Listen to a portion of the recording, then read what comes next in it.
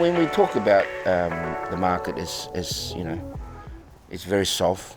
Commodity price is all softening. Yeah. How has that affected your space, the HPA space?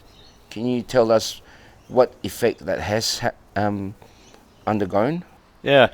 Look, for the impact share price, we've come off a little bit in the last in the last few weeks, along with most other companies, whether they're in the gold space or the the HPA space. All the market action right now is really about lithium and and rare earths, and it's one of the reasons we're keeping our Arkan exploration going, because we've certainly got significant potential for those metals there. I think the HPA space has suffered a little bit because of the kaolin producers.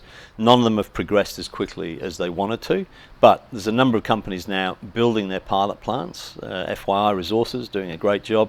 Chemex, to name a couple, certainly getting towards that pilot plant stage. And I think once the market sees that, they also should see the success of Alpha HPA.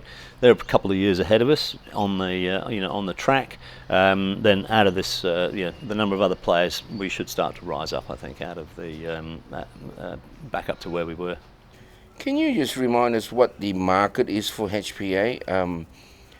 And the uniqueness that it may have? Yeah, there's two main uses for HPA. First one is acts as the separator between the anode and the cathode in lithium-ion batteries and other types of batteries.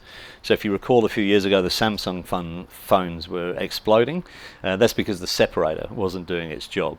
And so aluminium oxide, HPA, is thermally and chemically inert.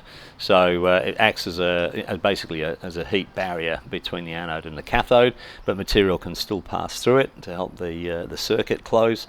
And obviously with lithium-ion batteries, forecast demand to grow dramatically over the next 10 years, with forecasting increasing demand. And then the second one is, bizarrely enough, it's in LEDs, so in light globes around the world. And there's obviously a big trend to remove incandescent light globes. And not a lot of people might be aware, but the USA banned incandescent light globes this year. So everyone is moving towards LEDs. And then it's increasingly used in micro LEDs in screens. So for example, Samsung, going back to them, they've just converted all of their high definition TV screens to micro LEDs, and there's certainly a significant increase in demand for that. So those are the two main end users. There's other parts of the battery architecture, aluminium nitrates and sulfates, which Alpha HPA are producing, but we believe that we can also produce, and those markets are also increasing because of the increased demand for batteries. So there's a forecast supply deficit in 2026, 2027, and that's about the point that we believe that we should be delivering some product from our pilot plant going forward. So those are the two main uses.